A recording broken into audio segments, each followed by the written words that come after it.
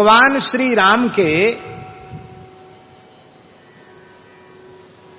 भक्तों की, उपासकों की कई कोटियां महापुरुषों ने, संतों ने विचार की है। ये विचार हम अपने पूज्य गुरुदेव के मुखारविंद से जो हमने सुने हैं, उनको हम यथामति यथा समय प्रस्तुत कर रहे हैं। महाराज जी कहते थे, भगवान गुणातीत हैं, इसलिए भगवान का भक्त भी गुणातीत होता है। भगवान उपाधि रहते हैं, इसलिए भगवान का भक्त भी निरुपाधिक ही होता है। किंतु फिर भी भगवान की उदारता ऐसी है कि जो आज शरण में आया है उसे भी भगवान अपना भक्त मान लेते हैं। इसलिए फिर उन भक्तों की, उनकी साधना उपासना के अनुसार, उनके ज्ञान वैराग्य और भक्ति की पुष्टि के अनुसार, उनके अंतःकरण की स्थिति के अनुसार उन भक्तों की श्रेणियां निर्धारित की गई हैं।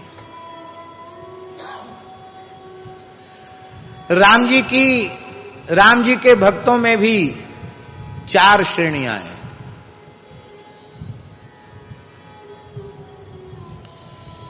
एक श्रेणी है विषयी भक्त।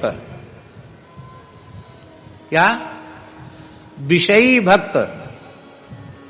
आप कहेंगे विषयी भक्त कैसे होगा? तो विषयी भी भक्त होते हैं। विषयी कहने से गलत नहीं मानना। विषयी का अर्थ है जिनका अभी देहाध्यास निवृत्त नहीं हुआ है,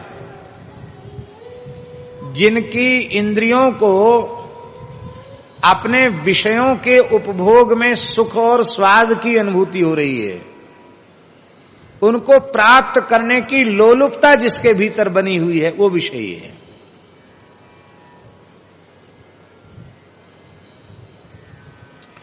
रूप रसगंध शब्द स्पर्श के विषय अच्छे लग रहे हैं, उनमें भोगने के समय स्वाद आ रहा है, भोगने की इच्छा बनी हुई है और उनके संग्रह की इच्छा भी बनी हुई है। ऐसे लोगों को विषयी कहते हैं। दूर खोजने कहां जाओगे? हम आपके सामने बैठे हैं, हमको स्वीकार कर लीजिए इस रूप में। क्योंकि अभी शरीर संसार से जैसा वैराग्य होना चाहिए वैसा वैराग्य नहीं हुआ। अभी भोगों में स्वाद आ रहा है, उनको भोगने की इच्छा है, बटोरने की इच्छा है। पर भगवान की उदारता ऐसी है कि भगवान ऐसे जीवों को भी अपना भक्त मान लेते हैं, उनको भी शरण में ले लेते हैं। इसलिए मनमोहन शरण जी, शरणागति की शर्त नहीं रखी भगवान ने कि हम विषयी को नहीं लेंगे, पापी को नहीं लेंगे, दुष्ट को नहीं लेंगे, ये कोई शर्त नहीं रखी। शरणागति में कोई शर्त नहीं है, बस एक ही बात है, सकृत एव प्रपन्नाय तवास्मीति च याचते अभयम सर्वभूतेभ्यो ददाम्ये तद्व्रतम मम।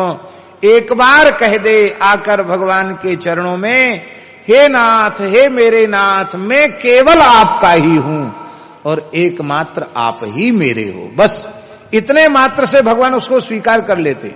अब ब्राह्मण हो, चांडाल हो, स्त्री हो, पुरुष हो, नपुंसक हो, ब्रह्मचारी हो, गृहस्थ हो, वानप्रस्थी हो, सन्यासी हो, धर्मात्मा हो, पुण्यात्मा हो, पापात्मा हो, दुष्टात्मा हो, दुनिया के सारे दुर्गुण उसमें हो, पर यदि ऐसा व्यक्ति भी भगवान के सामने ऐसा बोल दे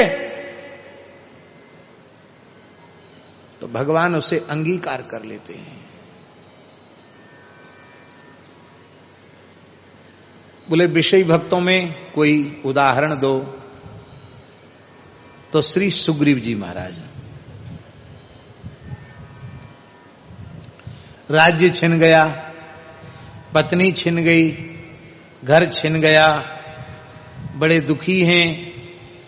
ऋषिमुख पर्वत पर इसलिए रहते हैं कि यहां साप बस आवत नाही, यहां बाली आएगा तो उसका मस्तक फट जाएगा, इसलिए नहीं आता है बाली, इसलिए वहां रहते हैं।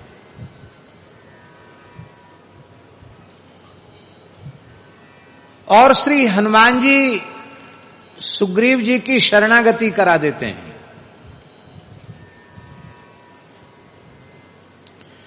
बाली का वध हो गया,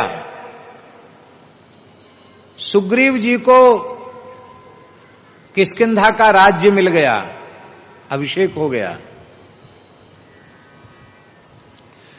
उनकी पत्नी मिल गई, सब कुछ मिल गया। अब बानर राज सुग्रीव हो गए वे। और महाराज जी आश्चर्य की बात है, पूरे 4 महीने तक राम जी उसी पर्वत पर, प्रवर्षण गिरि पर भगवान श्री राम विराजे रहे कंदरा में। 4 महीने में एक बार भी राम जी का दर्शन करने नहीं आए। रविवार का नियम रख लेते, गुरुवार का नियम रख लेते, एकादशी का नियम ले लेते, चलो एकादशी को राम जी का दर्शन कराएंगे। अरे नहीं, कम से कम अमावस्या पूर्णिमासी रख लेते नियम। अरे चलो कोई बात नहीं, महीना में एक बार पूर्णिमासी 4 बार तो दर्शन करते, पर एक बार भी गए नहीं, किसी को भेजकर खबर नहीं ली कि भयंकर वृष्टि हो रही है, इस समय प्रभु कैसे होंगे। और 4 महीने बीत गए, राम जी ने पूरा चातुर्मास्य कर लिया, और फिर भी सुग्रीव जी का कोई अता पता नहीं। तब राम जी को कहना पड़ा, सुग्रीव बहु सुधि मोरी विसारी, पावा राज कोशपुर नारी। सुग्रीव ने मेरी सुध भुला दी, मुझे भुला दिया। सुग्रीव जी को जो चाहिए था सो मिल गया। क्या चाहिए था? राज, कोश, पुर और नारी, सब चीज मिल गई। राज्य भी मिल गया, खजाना भी मिल गया, नगर भी मिल गया, पत्नी भी मिल गई। अब क्या बाकी रह गया? राम जी ने तो इतना कहा ही था कि लक्ष्मण जी तो एकदम तिलमिला गए, नेत्र लाल हो गए, उनके अधर फड़कने लगे, भौहें चढ़ गईं। बोले प्रभु बस समझ गया मैं, अब कुछ आपको कहने की आवश्यकता नहीं है। अभी वो रास्ता बंद नहीं हुआ है जिससे बाली गया है मर के, अभी बाली के पास उसको भेज देता हूं। लक्ष्मण जी ने तत्काल धनुष पर प्रत्यंचा चढ़ाई, टंकार किया धनुष की टंकार। लक्ष्मण जी को इस स्वरूप में देखकर राम जी ने लक्ष्मण जी का हाथ पकड़ लिया। बोले इसलिए नहीं भेज रहे तुमको कि तुम डराओ धमकाओ मार ही दो, ऐसे नहीं। भय दिखाए ले आवहु सखा मोर सुग्रीव। यदि राम जी से विमुख हो गए तो क्या क्या नहीं होगा तुम्हारे जीवन में, ऐसा उसको समझाना। भय दिखाना, राम जी के सन्मुख रहोगे तो क्या मिलेगा, और राम जी से विमुख हो जाओगे तो क्या हानि होगी, ये उसको समझाना। कथनचित वो भागने लग जाए तो भागने मत देना, पकड़ लेना। ले आवहु, पकड़ के ले आना मेरे पास। क्यों? सखा मोर सुग्रीव, कैसा भी है मेरा मित्र है, मेरा सखा है। जैसे ही रघुनाथ जी ने कहा मोर मेरा, सोई लक्ष्मण जी ठंडे हो गए, जैसे उनके ऊपर किसी ने एकदम शीतल 1000 घड़ा जल से स्नान करा दिया हो, सब क्रोध ठंडा हो गया। लक्ष्मण जी ने मुस्कुरा के कहा जब आपने ही मोर कह दिया तो सैकड़ों लक्ष्मण भी उसका कुछ नहीं बिगाड़ सकते। हम तो प्रभु आपकी काया की छाया है, ठीक है हम जा रहे हैं। लक्ष्मण जी गए। हमारे ठाकुर जी का स्वभाव है, यह केवल अंगीकार करना जानते हैं, ये किसी को त्यागना तो जानते ही नहीं। भगवान को स्वीकार करना आता, भगवान को त्यागना नहीं आता है। ऐसा अभ्यास हमारे प्रभु का न होता तो हम लोगों की गुजर बसर कैसे होती? हम लोगों की गुजर बसर हो रही है भगवान के इसी करुणामय स्वभाव के कारण। दोषों के खजाने पर भगवान फिर भी स्वीकार किए हुए हैं। कितनी बड़ी भगवान की कृपा है। विषयी भक्त और साधक भक्त कौन है? साधक भक्त हैं श्री विभीषण जी महाराज। ये साधक भक्त हैं। एक दिन साधक के ऊपर हम चर्चा कर चुके हैं, अब पुनः वह चर्चा नहीं करनी है। कितना भी विघ्न प्रतिबंधक बाधाएं साधन पथ में आवें, पर उन विघ्न बाधाओं को अपने पैरों तले रौंदता हुआ जो अपने प्रेमास्पद प्रभु की ओर बढ़े, उसे साधक कहते हैं।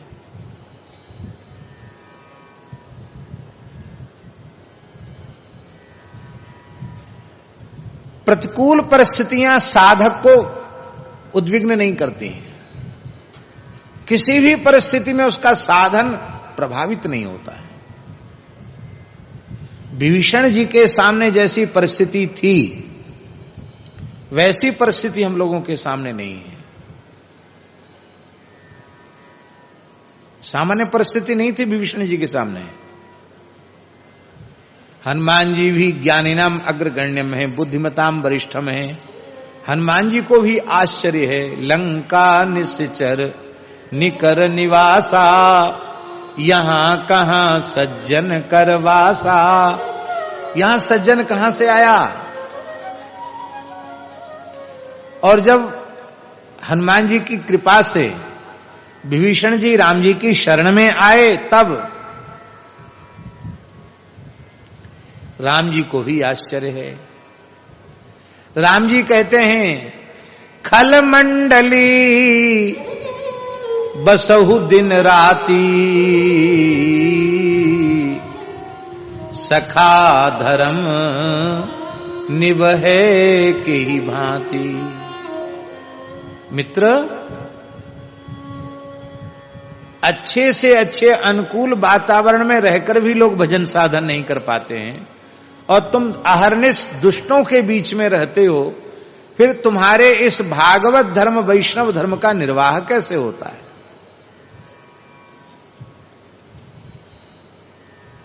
तीव्र लगन जिसकी होती है साधन की, उसको भगवान सर्वत्र अनुकूलता प्रदान कर देते हैं।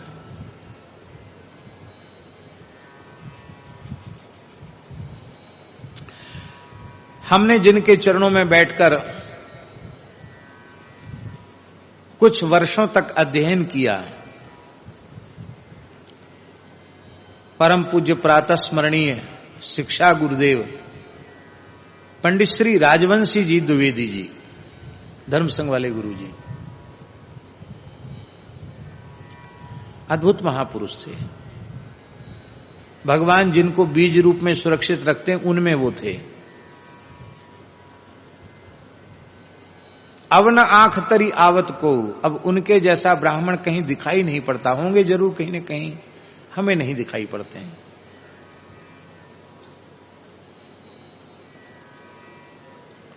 संपूर्ण जीवन में 1 सहस्र गायत्री नित्य जपा, त्रिकाल संध्या, नित्य तर्पण, बलिवैश्व देव, कुएं के जल से ही अपना संपूर्ण जीवन में निर्वाह किया।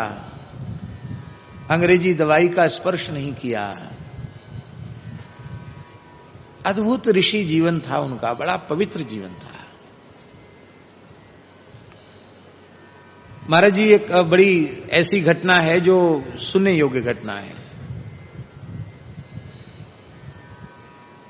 तत्कालीन प्रथम प्रधानमंत्री जो देश के थे, हिंदू कोड बिल पारित होना था। उसमें कुछ ऐसे थे प्रावधान जिससे हिंदू धर्म सर्वथा नष्ट ही हो जाता है। तो पूज्यपाद श्री करपात्री जी के मन में बड़ी वेदना हुई। और करपात्री जी ने लोगों को प्रेरित किया कि पूरे देश में इसका विरोध होना चाहिए, हिंदू कोड बिल का, और विरोध होना चाहिए, नहीं तो सर्वनाश हो जाएगा। तो गुरुजी को भी कहा गया कि आप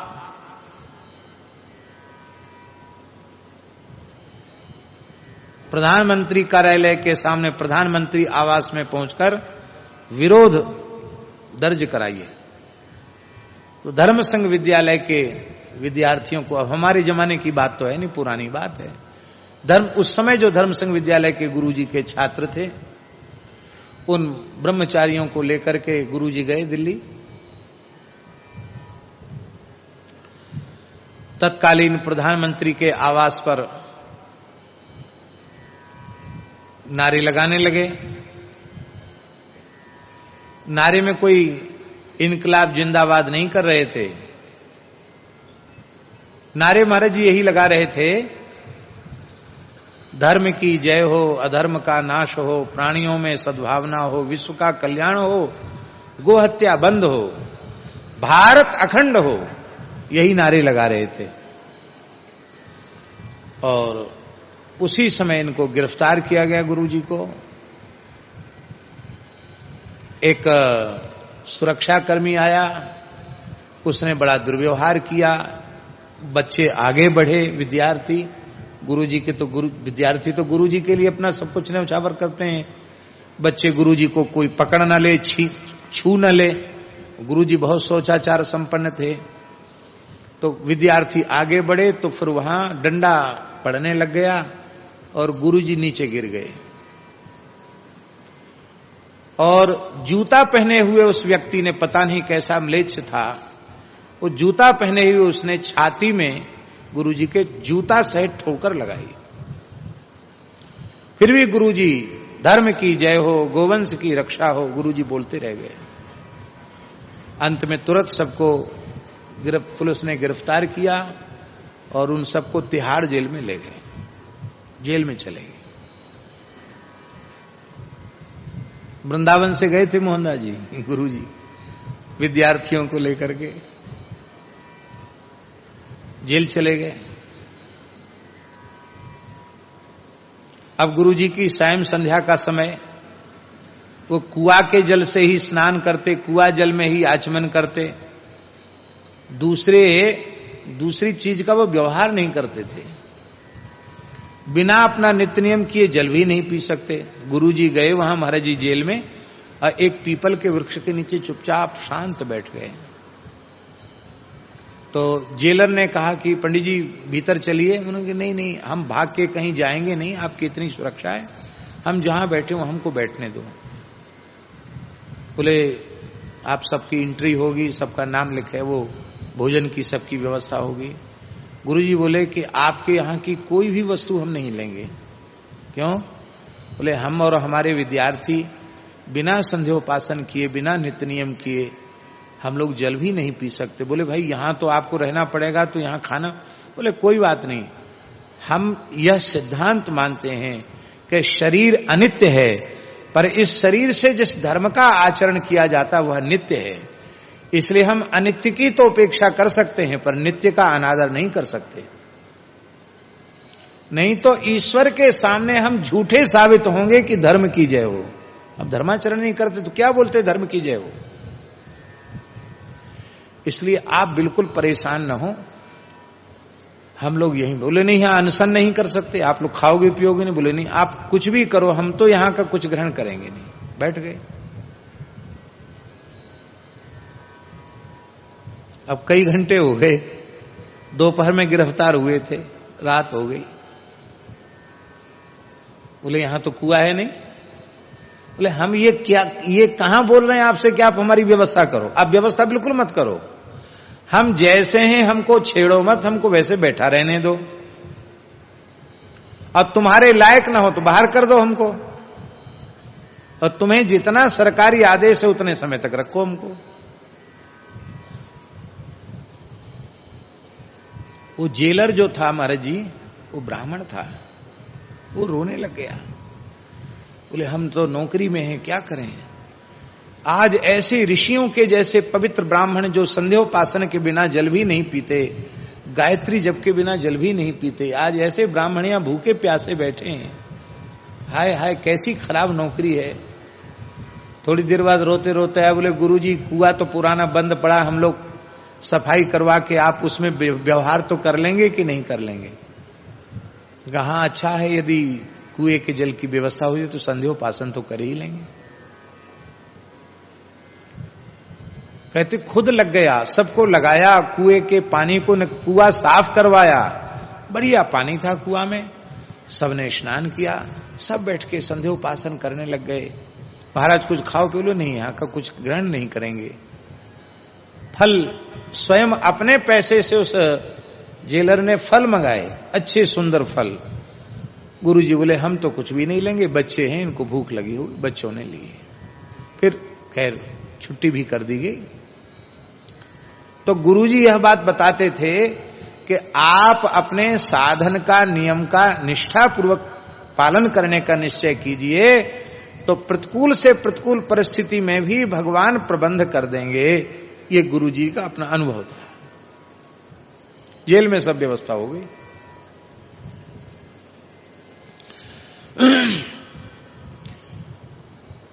विभीषण जी लंका में हैं और ब्रह्मा जी से उन्होंने वरदान मांगा है। रावण, कुंभकर्ण, विभीषण तीनों ने तपस्या की है। तो विभीषण ने वाल्मीकि रामायण के उत्तरकांड के अनुसार विभीषण ने ब्रह्मा जी से वर मांगा है कि विपरीत से विपरीत परिस्थितियों के आने पर भी मेरी बुद्धि धर्म मार्ग से विचलित न हो। ऐसे परम धर्म भागवत धर्म का अनुष्ठान करने वाले विभीषण हैं। परम भागवतों में विभीषण जी का नाम लिया गया है। लंका में रहकर वैष्णव धर्म का पालन करते हैं, भगवान की भक्ति करते हैं, आराधना उपासना करते हैं, पर खुलकर नहीं कर सकते, लंका है। मन में सोचते भगवान कभी ऐसा कुछ करते कि हम भी यहां मंदिर बना सकते, तुलसी जी लगा सकते, भगवान की विधिवत सेवा कर सकते तो कितना अच्छा होता है। तो महाराज जी उसी समय लंका तो रावण तो दिग्विजय की इच्छा से पूरी धरती पर त्रिलोकी में घूम रहा था। तो वह दिग्विजय करते हुए रावण हरिवर्ष पहुंच गया। हरिवर्ष, और हरिवर्ष से नृसिंह भगवान की प्रतिमा, तमाम संपत्ति वहां से उठा के लाया। हरिवर्ष के अधिष्ठात्री देवता नृसिंह भगवान हैं। एक मंदिर से नृसिंह भगवान की मूर्ति ले आया। वो जब कोई कहता ना कि उठा के सब सामान भरो ले चलो लंका, तो उस सामान में मूर्ति भी आ गई। अब नृसिंह भगवान की मूर्ति आ गई तो लंका में उसको जहां रखा जाए वहीं आग लग जाए। लंका में उपद्रव शुरू हो गए। तो रावण ने शुक्राचार्य जी का आह्वान किया कि आप निशाचरों के दैत्यों के गुरु हैं, ये लंका में उपद्रव कैसे हो रहे हैं? बोले नृसिंह भगवान की प्रतिमा तुम ले आए हो, तुम्हारे खजाने में अपूजित नृसिंह भगवान की प्रतिमा विराजमान है, उसी से उपद्रव हो रहा है, लंका में जगह जगह आग लग रही है। तब क्या करें महाराज, मूर्ति वहीं वापस करावें? बोले नहीं, एक तो वहां से लाना नहीं चाहिए, अब ले आए हो, यदि वापस ले जाओगे तो और अनिष्ट होगा तुम्हारा, क्योंकि नृसिंह भगवान उग्र देवता हैं। तो उत्तम पक्ष तो यह है कि वैष्णव पद्धति से नृसिंह भगवान की आराधना उपासना लंका में होती रहे, तो तुम्हारा कुछ अमंगल नहीं होगा, अनिष्ट नहीं होगा। अब बोले लंका में ऐसा आदमी कहां से खोजें जो पूजा पाठ करने वाला हो, भगवान का भक्त हो? तो मंत्रियों ने सलाह दी, महाराज ये आपका भाई है ना विभीषण, इसको कह दो, ये तो अच्छा है, इसके रुचि के अनुकूल है ये काम। तो रावण को तो लंका को कैसे भी सुरक्षित रखना था। अच्छा ठीक है, तुम अपनी इच्छा से मंदिर जैसा बनाना हो मंदिर बनाओ।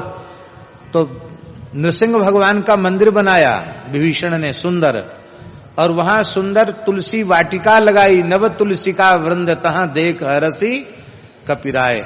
और जब तुलसी है, नृसिंह भगवान हैं, तो हम विश्वास करते हैं बिना गाय के तो भगवान की सेवा संभव नहीं। 150 देसी गैया भी, उस समय तो सब देसी ही थी, 150 गैया भी विभीषण जी ने रखी होगी जरूर, सब कुछ था विभीषण जी के यहां। इसलिए हनुमान जी जब चले हैं ना लंका, तो लंका ही चले सुमिरि नर हरि, मसक समान रूप कपिधरी, लंका ही चले सुमिर नर हरि।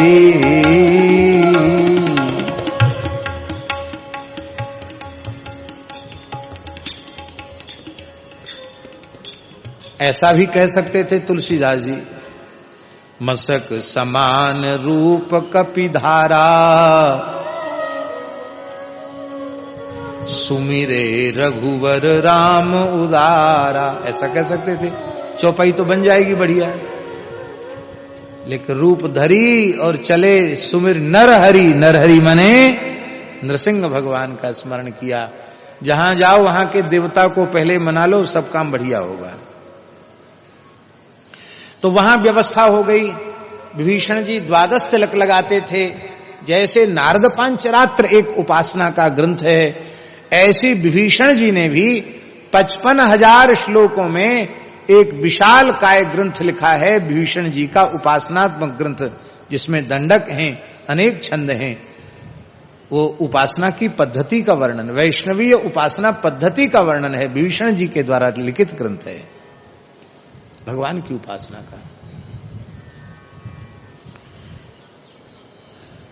हमारे महाराज जी कहते थे कि लोगों ने रावण से शिकायत की विभीषण की कि आप तो कहते हो कि यहां कोई राम कृष्ण नारायण का नाम नहीं लेगा, और आपका भाई तो राम राम राम राम राम राम राम राम राम राम राम राम राम राम राम राम जपता रहता है। और इतना ही नहीं, पूरे घर पर राम नाम लिखा है, राम नाम अंकित गृह, सब जगह राम राम लिखा रखा है। इससे तो महाराज आपका ये ठीक नहीं है, कम से कम मन ही मन करे, ये खुल्लम खुल्ला क्यों कर रहा है, आपके आदेश का उल्लंघन कर रहा है। रावण के कान भर दिए। रावण ने विभीषण को बुलाया, विभीषण क्यों, ये हाथ में क्या है? बोले माला झोली। क्या करते? बोले राम राम राम राम राम राम राम करते हैं। और तुमने घर पे भी लिखा रखा है राम राम? बोले हाँ लिखा तो रखा है। तो तुमको पता नहीं यहां के कानून का? हमारा सब पता है, हम कानून का बिल्कुल उल्लंघन नहीं करते हैं। अरे यही सब लंकावासी कह रहे हैं कि तुम हमारे शत्रु का भजन करते हो। बोले नहीं नहीं, हम तो आपकी भक्ति करते हैं। अच्छा हमारी भक्ति करते हो, कैसे? महाराज जी कहते थे भक्त चतुर होते हैं, वो युक्ति से भजन करते हैं। तो रावण ने कहा हम राम राम जपते हैं, ये राम नाम का अर्थ लंका वासियों को मालूम नहीं है, इसलिए लोग विरोध कर रहे हैं। क्या अर्थ है राम नाम का? तो विभीषण ने कहा आपके नाम का पहला अक्षर रा और मंदोदरी के नाम का मां। तो हम तो भैया भाभी के भक्त हैं, आपका ही, आपके ही शासन में रह के राम राम करते हैं। इतना खुश हुआ रावण। बोले खूब करो, पूरे घर में लिखवा दो। वाह, भाई हो तो ऐसा हो, विभीषण के जैसा हो, देखो कितना हमारा भक्त है। अब रावण मंदोदरी जपने में बहुत समय लगेगा, इसलिए क्या कहते संक्षिप्त नाम, राम नाम ठीक है। क्या राम नाम का यही अर्थ है? यह अर्थ तो नहीं है, लेकिन यदि सही बात कह दो तो रावण के वहां रहना मुश्किल है। इसलिए खल मंडली बसहु दिन राती, सखा धर्म निभय की भांति।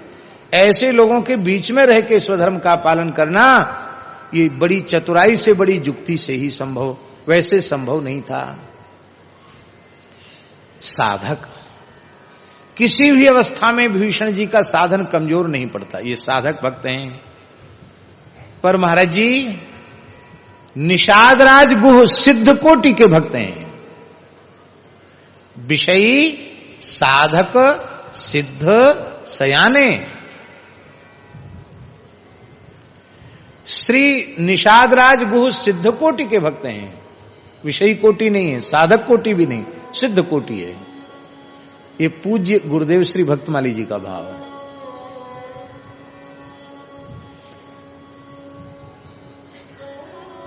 प्रहलाद जी सिद्ध कोटि के भक्त हैं। क्यों? क्योंकि प्रहलाद जी के चित्त में कामना की सूक्ष्म गंध भी नहीं है। भगवान बार बार प्रहलाद जी से आग्रह करते हैं कि वर मांग लो, वर मांग लो, वर मांग लो। प्रहलाद जी यही कहते हैं कि आपकी भक्ति करके जो आपसे कुछ चाहता है, न स भृत्यस्य वै बणिक, वो आपका सेवक नहीं है, वो तो बनिया है, व्यापार कर रहा है, वो आपका भक्त कहां है? भगवान बोले नहीं नहीं, तुम मांग ही लो, नहीं हमारा दर्शन व्यर्थ हो जाएगा, हमारा दर्शन अमोघ है। तब प्रहलाद जी ने मन में सोचा कि जरूर हमारे मन में कोई न कोई कामना होगी, कामना न होती तो भगवान इतना आग्रह क्यों करते?